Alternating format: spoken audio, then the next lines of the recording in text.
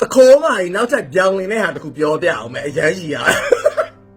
သူကိုယ်တိုင်တော့ပြောခဲ့တာကျမကအမေရိကကိုလာတော့အဝတ်တစ်ထည်ကိုတစ်ခုနဲ့လာပါဘာမှပတ်စံမပါလာဘူးတကယ်တော့ပတ်စံ10သိန်းလောက်ရှိတာပါဆိုသူကိုယ်တိုင်ရေးခဲ့တာနော်အချင်းသူကိုယ်တိုင်ပြစ်ချိုက်တဲ့အကောက်အဟောင်းမှာသူကိုယ်တိုင်တင်ခဲ့တာဒါပေ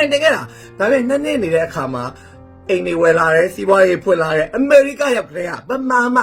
သူကသူ့တမိသားစုလုံးတရားဝင်လုံးလုံးခဲ့ခြင်းမရှိဘူး employment history လုံးဝမရှိဘူးအဲ့ဒါကလေရှာလို့ရတယ်နော်အမေရိကမြန်မာပြည်မဟုတ်ဘူးဒီလူကဘယ်ကာလာနေဘယ်ကာလာထိဒီကုမ္ပဏီမှာအလုပ်လုပ်တယ်ဘယ်ကာလာနေဘယ်ကာလာဒီစိုက်မှာအလုပ်လုပ်တယ်အကောင်လုံးအတိအကျကို official background check report မှာလူတိုင်းစီရှာလို့ရတယ်နော်အမေရိကမှာ social security နံပါတ်ရှိတဲ့လူတိုင်းရှာလို့ရ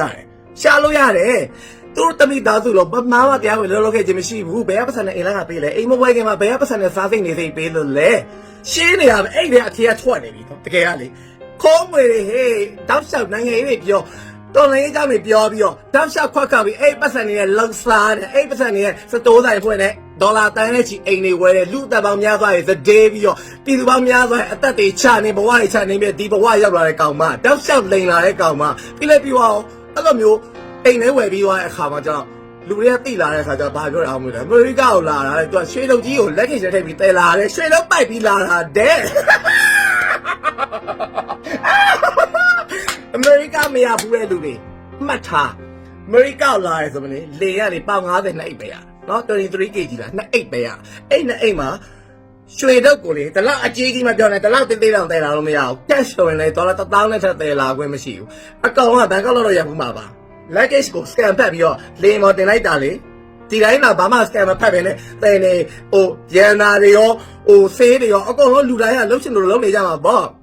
ဟုတ်တယ်မလားရွှေတုပ်ကြီးတလားလောက်ကြီးမပြောနဲ့တလားလောက်လေးအောင်တဲလာလို့မရဘူးလို့လေကူတိထားဖို့နော်တိထားပြဿနာအကြီးတက်သွားမယ်အဲ့ဒါဒီကောင်မလေးပညာမတတ်နာလက်ဘိန်းတုံးပြောင်းပြောင်းဆိုအဲ့အချက်ကြီးကအရောက်ခွမ်းသွားကွယ်တော်တော်ခွမ်းတာပါဒါပေမဲ့လူဘိန်းတွေကတော့ဟုတ်တယ်မှပြောအော်ဟုတ်မှာပေါ့ तू ကမြန်မာပြည်ရဲ့ချမ်းသာတော့ထင်တာမြန်မာပြည်ကလည်းမချမ်းသာဘူးဟေးဘယ်တော့ရောက်လာအောင်သားလက်ကလေးကွာနော်အမေစုဖေးလာရောက်သွားပြီးမှတိန်းချောင်းနေရတယ်မြတ်တကောင်ကအိမ်ကို तू ကအရှိကျနဲ့ဝယ်တာဒါပေမဲ့အခုအိမ်ရတဲ့ကြက်နော်အဲ့ဒါလည်းနောက်ထပ်ပြောင်းနေတာအခုသူ့အိမ်ကိုချိတ်ပိတ်ထားပါဆိုတော့တင်တာပို့စင်တာပြီးလိုက်ပြီးတော့